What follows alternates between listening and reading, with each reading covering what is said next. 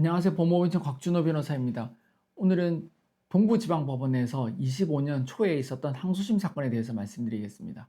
이 사건 해외에서 보이스피싱을 하고 이제 국내에 귀국해서 항소심 재판을 진행한 사안인데요. 저희가 여러 명의 피고인을 한 번에 대리를 해서 좋은 결과를 만들어냈습니다. 우선 결과를 먼저 말씀드리면요. 1심에서 6년 4개월이신 분은 3년, 그리고 1심에서 2년 10개월 받으신 분은 1년 6개월, 그 다음에 1심에서 6년 6개월 받으신 분은 4년, 1심에서 7년 4개월 받으신 분은 6년, 그 다음에 1심에서 6년을 받으신 분은 4년, 또 다른 6년을 받으신 분은 또 4년, 그 다음에 1심에서 3년 6개월 받으신 분은 2년, 그 다음에 1심에서 8년 8개월 받으신 분은 6년 6개월 이렇게 결과를 받았습니다. 이렇게 여러 명이서 같이 재판하는 경우에 있어서 변호인을 한 명을 같이, 즉 한 법무법인을 같이 써야 될 것인지 아니면 각각 따로 선임하는 것이 맞는지에 대해서 아마 고민이 될 것입니다. 이것은 뭐 정답이 있는 것이 아니라 어느 정도 장단점이 있다고 보이는데요. 우선 장점에 있어서는 공동 합의를 할 수 있는 장점이 있습니다. 누구든 피해 금액에 대비하여 합의할 수 있는 합의 금액은 제한적인 것이 보통이잖아요. 그렇다면 합의를 진행할 때 공동으로 저희처럼 이렇게 여러 피고인을 변호하게 되면은 합의금을 각각 각출해서 보다 많은 사람들과 합의할 수 있는 장점이 있습니다. 저희는 이 사안에 있어서 공동적으로 합의했는데요.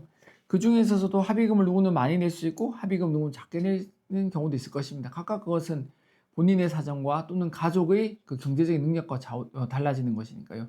하지만 이런 경우에 있어서도 돈을 많이 낸 사람, 작게 낸 사람이 각각 공동적으로 합의를 하면서도 그 차이는 또 차별화를 둘 수 있도록 저희가 공동 합의를 아주 잘 받을 수 있으니까요. 이런 부분에 있어서 저희에게 맡기는 경우에서는 장점이 되실 것입니다. 두 번째로는 이 쓸데없는 다툼을 좀 제한하는 측면도 있습니다. 이게 사건을 진행하다 보면은 그간에 사이가 좋은 사람도 있고 사이가 나빴던 사람도 있습니다. 하지만 지금 이렇게 공동적으로 같이 재판을 받으면 한 배를 탄 입장인 거거든요. 그렇다면은 같이 재판을 하는 과정에 있어서 그 불필요한 감정 싸움을 적절하게 제한할 수 있는 이유도 있습니다. 특히 경험이 없는 일부 변호사들은 전체적인 합의라든지 사건 해결에 대한 노력보다는 내부적으로 의미 없는 싸움을 거는 경우가 있는데 재판부에서 봤을 때 어차피 같은 잘못한 사람들 사이에서 큰 의미 없는 이런 감정 싸움은 도움이 되지 않거든요. 그래서 이런 부분에 대해서 조금 이렇게 적절하게 어른들이 재판할 수 있도록 저희가 잘 이끌어 드릴 수 있습니다. 물론 내가 싸워야 될 부분, 무죄 부분, 다퉈야 될 부분은 얼마든지 싸울 것입니다만은 대부분 이렇게 같이 재판받는 분들은 이렇게 비슷한 역할을 하신 분들 사이에서는 공동 합의라는 것을 같이 해나갈 수 있는 장점이 크죠.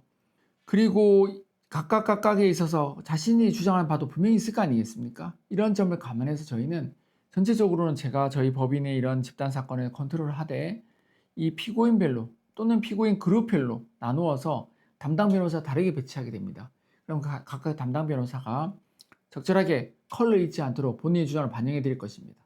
그래서 결론적으로 저희 같이 이렇게 규모가 되는 법인에 있어서는 전체적으로 같이 할 수 있는 건 같이 하고 따로따로 컬러를 내야 되는 부분에 있어서는 담당 변호사를 다르게 배치함으로 인해서 자신의 주장을 반영하는 것으로 최고의 균형점을 찾아드리는 것입니다. 그리고 이어서 결과를 보면은 예컨대 6년 4개월 받으신 분이 3년을 받게 됐고요. 6년을 받으신 분은 4년, 6년 6개월 받으신 분은 또 4년 이런 식으로 항소심에서 결과가 이렇게 좀 뒤집히는 것이 있거든요. 이 이유는 항소심에서 추가권 병합이 되는 것도 있고 이어서 합의가 또 각각 달라지는 측면도 있습니다. 합의를 공동 합의를 진행한다 하더라도 그 공동 합의는 같이 합의금을 낼 수 있는 범위 내에서는 같이 진행하는 것이지 본인이 추가적으로 합의할 수 있는 부분에 대해서는 또 제가 추가적으로 합의를 진행해 드리거든요. 그래서 항소심에서는 이렇게 개별적인 사정들이 쉽게 말해서 반영이 많이 되는 것입니다. 1심에서 재판에 있어서는 1심 재판부는 그 극감 범주 내에서 각각의 가담 기관, 수익, 그리고 그 역할에 대해서 판결한다고 하게 되면은요. 항소심에서는 그 안에서도 개별적인 사안을 많이 봐주게 되는 것입니다. 그렇다 보면 이렇게 형량 차이가 나게 되는 것이고 오히려 1심 때 형량을 조금 받으신 분보다 그만큼 더 낮아질 수 있는 것이죠. 하지만 결과적으로 보면 충분히 다 감형을 받은 것입니다. 그런 개별적인 사안과 병합 그리고 합의 정도에 따라서 결과가 바뀌게 되는 것입니다. 1심보다 그 변화의 폭이 더 크다고 말할 수 있죠. 그래서 1심에 있어서 지나치게 무리를 하지 않는 것도 하나의 전략이기도 합니다. 1심에 있어서 만약에 내가 모든 걸 쏟겠다 싶으면 항소심에서 그만큼 변동을 줄 수 있는 폭이 작아지게 되잖아요. 근데 1심 재판부는 이런 사건에 있어서 집단적으로 범단으로 진행된 사안이기 때문에 그런 경우에 있어서는 좀 극단을 보는 경향이 있습니다. 극단 내에서 내가 아무리 많이 했다 하더라도 1심에 있어서는 그 변동의 폭이 크지 않을 수 있다는 말씀이신 거죠. 그래서 이런 사안에 있어서 즉 여러 명이서 진행하는 이런 보이스피싱 리딩방 사건에 있어서는 그 역할 그리고 수익, 가담 기간 그리고 이제 재판을 진행하면서 준비할 수 있는 합의금의 규모 그리고 추가 사건에 대한 여부까지도 잘 고려를 해야 되고요. 특히 공동적으로 주장할 수 있는 부분이 어떤 것이 있는지 특히 공동 합의에 대한 부분은 어떤 것이 있으며 어느 정도가 가능한지 그리고 본인의 각각 역할과 실제 수익은 어떤지 이런 것들을 제대로 주장을 잘하는 것이 필요합니다. 그럼 이렇게 이 사건처럼 각각 최대한 자신의 가지고 있는 장점을 내세우면서 많은 감형을 이끌어낼 수 있는 것이죠. 물론 해외에서 이런 잘못을 저지르면 안 되겠지만 국내에 들어와서 특히 이런 여러 명이서 같이 재판하는 경우에 있어서는 저희는 이런 모든 각각 피고인들을 케어해 줄 수 있는 담당을 할 수 있는 그런 규모가 되는 법인입니다. 물론 저희 법인보다 더 많은 변호인이 있어 보이는 곳도 많지만 저희는 다른 법인과 다른 점은 원팀이라는 것입니다.